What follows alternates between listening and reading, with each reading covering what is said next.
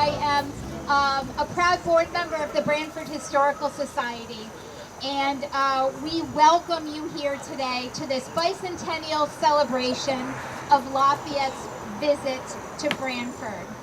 Thank you all for coming today. The mission of the Branford Historical Society is to discover and preserve the history of Branford by the acquisition and the preservation of artifacts, documents, and records of Branford's providence, and to actively promote Branford's history to the community. And that's why we all invited you here today to celebrate this. I just want to thank you to our members. Without you, there would be no Branford Historical Society, Harrison House Museum, and we thank you for your support, for your financial support, and for coming out for our programs and for coming here today. I also would like to thank our own heroes today, which is our board of directors and our volunteers that keep our museum going, and our wonderful town historian for the town of Branford, which is Jane Booley.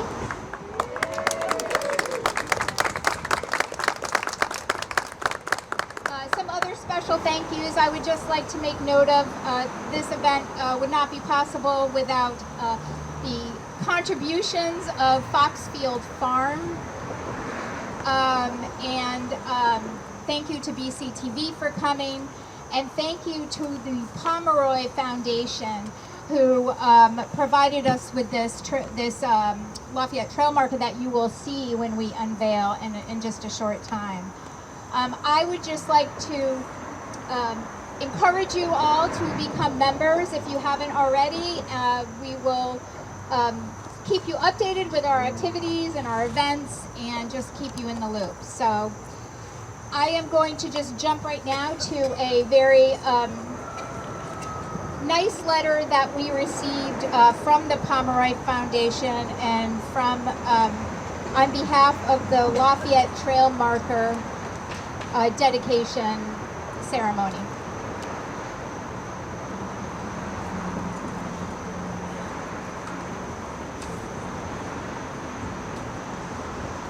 Okay. Congratulations from all of us at the William G. Pomeroy Foundation on the dedication of your Lafayette Trail historical marker. We send our warm regards and greetings from Syracuse, New York, as you commemorate the legacy of Revolutionary War hero General Lafayette and his visit to Branford. We wish we could be with you for this special occasion as part of the Lafayette Tour Bicentennial. At the Pomeroy Foundation, one of our main initiatives is to help people celebrate their community's history. We do this by offering grants for historical markers and plaques nationwide, as well as several other history-related initiatives, such as our National Education Program, which provides free lesson plans and guidance to teachers who work with the students on research to obtain a fully funded historical marker. We feel strongly at the Pomeroy Foundation that markers help educate the public, encourage pride of place, and promote historic tourism. How did our mission come about? I have been passionate about history since my childhood. I have fond memories of riding in the car with my father, who was a traveling salesman, and seeing historical markers we would stop and read together.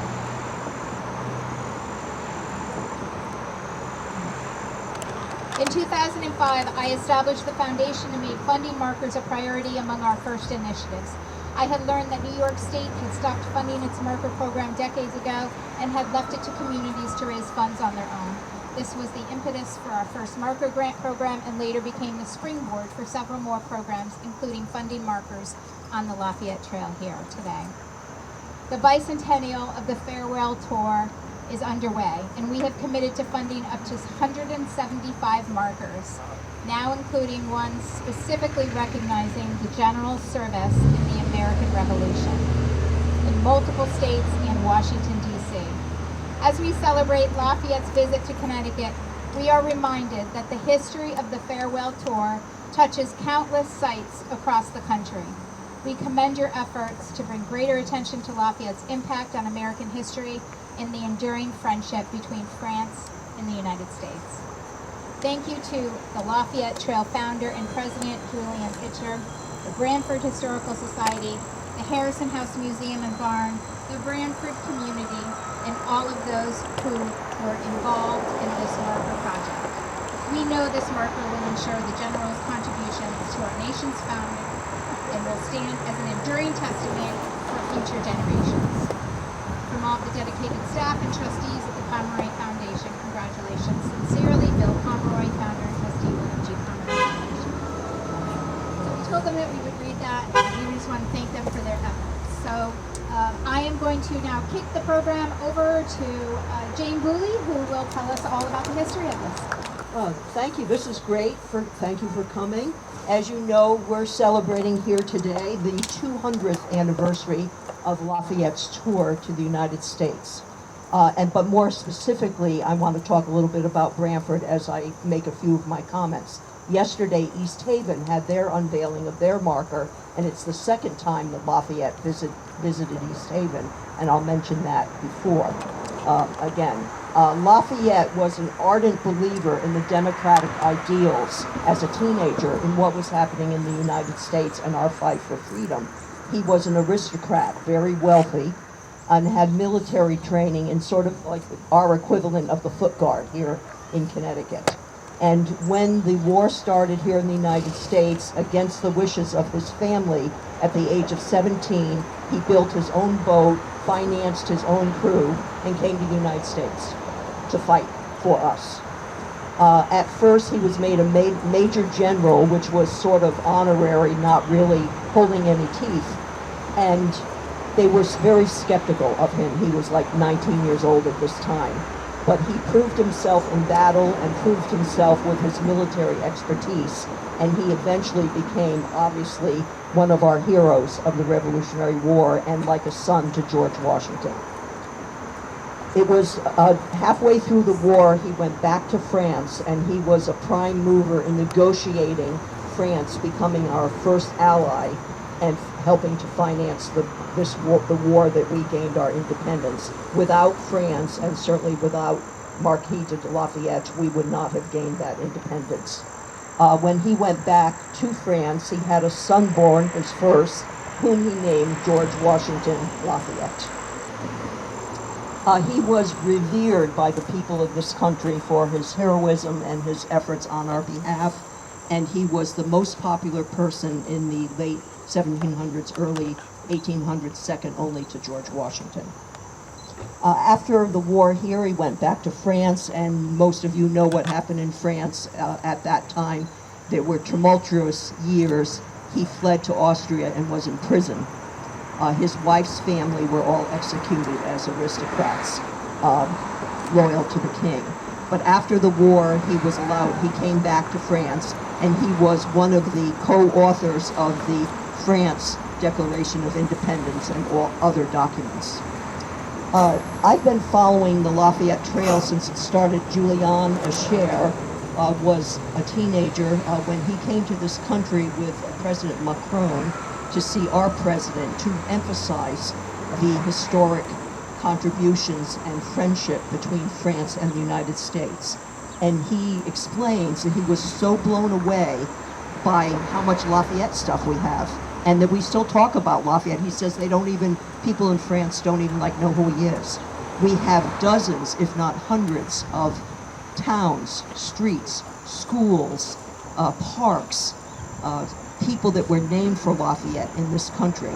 And so he stayed and he founded this Lafayette Trail Foundation from the bottom up, fundraising and to celebrate this 200 years. As he travels around the country, he's not here today because so much is going on in Connecticut. He does short videos, about 20 minutes, and those are on YouTube. They're entitled Follow the Frenchman. And I encourage you to look at those. They're a lot of fun, but packed with a lot of history. So nearly 50 years after the start of the Revolutionary War, most of the officers had died because officers, of course, were older than the foot soldiers, the exception being Lafayette. And most of the soldiers and sailors were now in their 60s or older. And so President James Monroe invited Lafayette, as the last major general still surviving from the Revolutionary War, to come do a tour of this country, his last farewell tour. And it was important to Monroe because there was a lot of political strife in the country at that time. Of course, they did not know in 30 years what would be happening. So politics don't change, just the players. So Lafayette was still only 57 years old, and his grand tour lasted over 1 year, so he spent it away from his country, away from his family. He landed in New York City on August 15th, 1824, and made his way down the East Shore, first to East Haven, and then over here to Branford, arriving here on August 21st. Now, everywhere he went, there were huge crowds. Before the internet people and all these social media things, they got the word out. There were newspapers, so there were huge crowds everywhere he went. Banquets, parades, celebrations, liberty poles, dinners, special events. And everyone that came, of course, was filled with patriotism and gratitude for Lafayette and what he did. He especially liked to see the children and the field soldiers, which he sought out when he came to each town, and he even visited graveyards, grave markers of deceased soldiers. So in 1 year, in 2 weeks, he came through Connecticut. He visited 24 towns and cities in Connecticut. And I've been thinking, as I prepared these remarks, what was it like for 1 whole year? He visited all 24 states in the Union, all down south, Mississippi, Louisiana, up the Mississippi, out to the Midwest, on stagecoach, carriage, canal boats, and steamboats. There were no paved roads. What was it like? It must have been grueling. All that food and all that ceremony. I'm like exhausted thinking about it, aren't you? So yeah, it's hard to rain, snow, so on. So to his credit, he did it. So for Branford, there's 3 oral histories concerning Lafayette and Branford. The first one, and again, it's oral history, was that he came to Branford during his 1824 tour. We never could prove it. Secondly, when he came here, he sought out Daniel Abel of Branford, who was a soldier under Lafayette in Lafayette's division, and I'll speak about Abel in just a minute. And the third is what you read about, is that when Lafayette was here, he had a dinner in a tavern in Branford and drank flip, which was a punch made with alcohol, out of a glass that was called a flip glass, and we have on display in our parlor that flip glass. Again, the oral history, that is the glass that Lafayette drank out of. We can't prove it. So the problem with oral history is there's almost always a great... The significance of history, understand the impact that those individuals, those events had not only at that time, but what they continue to have on us today. And I think what the Historical Society and all those who contribute and participate in educating not only the schools and the children when they come here for field trips, but also extending it outside of these grounds here into our community, that brings it closer to home. That brings it closer. It's part of our community, that we're part of this. And I think when you think of that, and it's human nature. When things are closer to home and closer to you personally, they resonate with you more, and they grasp and hold on to that impact and the understanding. When they got the invite for this and they looked at the presentation for Lafayette, one thing that struck out at me, just doing a little research, and obviously Lafayette, as you said, the name is all over. There's buildings, parkways, bridges, parks throughout this country named after Lafayette. But again, it's more to understand what was the impact of that. When you think about this, a young teenager coming over to the United States, or not, at this time coming over really to fight for democracy, and for what the nation that we have. That in itself is awe-inspiring. But then I read, and when he came here for the tour, and that year was also the election of when John Quincy Adams and Andrew Jackson. I think there was probably 2 or 3 other candidates running for president. No one obtained, this isn't meant to be a political commentary, it's more just a commentary on the event and the impact and the inspiration really that came out of it. That winter, with no candidate receiving the majority of the electoral votes, then it was the House of Representatives who had to decide. And the speaker came out and announced that would be Adams would be the president. They turned to each other, and I think what's inspiring, and what it must have been incredible for Lafayette to be witnessing it, because it was occurring while he was here. Andrew Jackson and John Quincy Adams shook hands when John Quincy Adams took precedence. That must have been truly incredible, and especially when you think of Lafayette and what he's endured in his life, and after returning back to France, and what he and his family had endured. To see that and to be a part of establishing that was, I think, awe-inspiring for him, and it should still be today for all of us. So once again, on behalf of the town, I thank the Historical Society for your carrying out the mission and all the work that you do in our community. And at this time, it gives me great pleasure to introduce General Lafayette.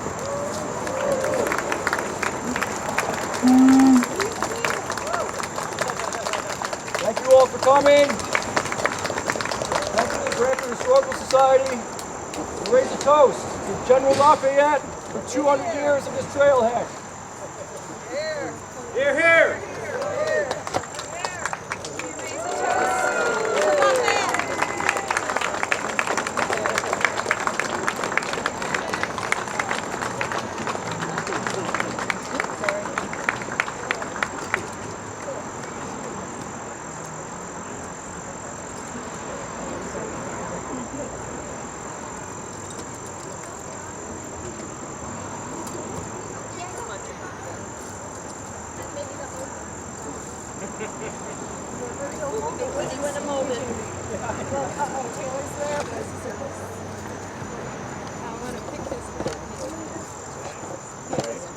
Bring everyone in tight together.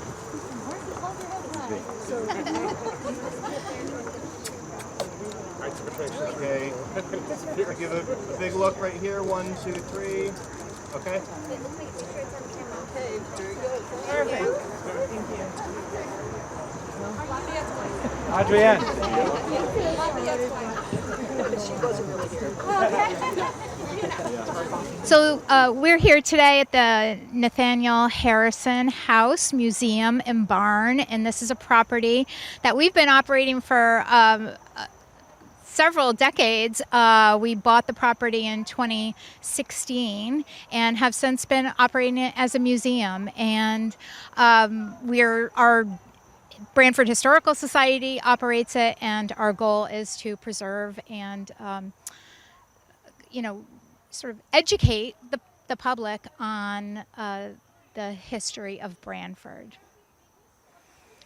We also do a lot of outreach programs, and we have been growing our outreach, and so this is one of the events that we've done this year, Lafayette Bicentennial, and welcoming.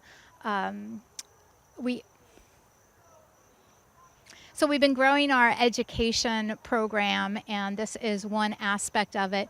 We've been receiving some grants to extend our reach a little bit, and we're excited that this event was such a popular event. We had so many members and community folks that came out, and neighbors that were able to not only take a great tour of our museum, but also to enjoy the historical aspect of the event. The Branford Historical Society is most well known for our strawberry shortcakes at the Branford Festival every year, and that is our large fundraiser for the year. Other than that, we do partnerships with the Blackstone Library, and we have done several programs. Every couple of months, we do a great program, bring in a specialist. We had a museum, an African American museum from Stratford come and bring some items from their museum, their collection, and enjoyed that for the community. So we are open every Saturday during the June through September time period. Our house is not heated really to speak of, so we do tours every Saturday afternoon from 1 o'clock to 4 o'clock.